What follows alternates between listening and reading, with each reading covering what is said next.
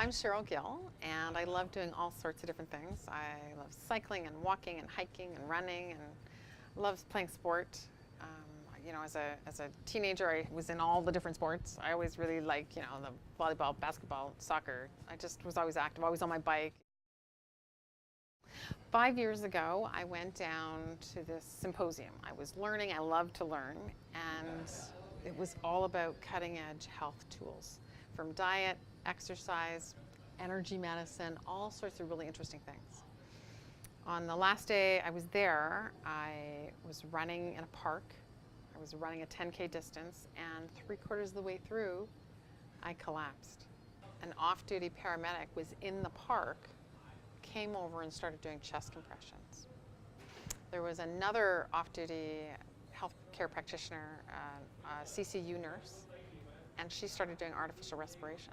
They then took me to the hospital, and later on I was actually medevaced to Toronto so that I could go to Sunnybrook Hospital. And they started the diagnostic process to figure out what the heck happened. At the time I was 38 years old. I had no history, no family history. There really was none of this in my family. So they were thinking, why did this happen? They did a whole bunch of diagnostics and found out that I had this crazy, undetected birth defect that I'd obviously had since being in the womb. And they could correct it using open heart surgery. Obviously, I didn't want to sit on the couch for the rest of my life. So we went through and decided to do open heart surgery to fix it. You can only go up the flight of stairs once every half an hour. You can only take half a step at a time. So it was something I'd never dealt with before. So then I entered a rehab program once I got a little stronger. Started walking. I was walking 20 miles a week, and then they're saying, when are you going to start running again? When are you going to start running again? So I was maybe a little apprehensive at first. Because I could really feel my heart.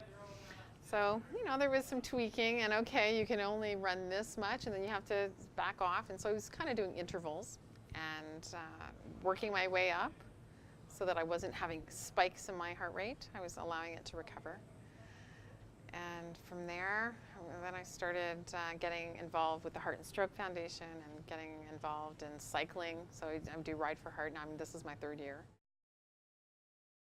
My advice to those who are active is go for it. But if you see any kind of change in your health, take it seriously. When you feel some, say, breathlessness, if you see any kind of change, especially from side to side in the body, go and see a practitioner. It's not always a smart thing to run through. You want to make sure that you're taking your health seriously. I have gotten that glimpse of how precious life can be. And so that I would say I live bigger. I get involved in things even though, I might crack some crazy comments where normally I would have been more restrained. So I would just say I'm letting loose a lot more now. And I'm having a lot more fun.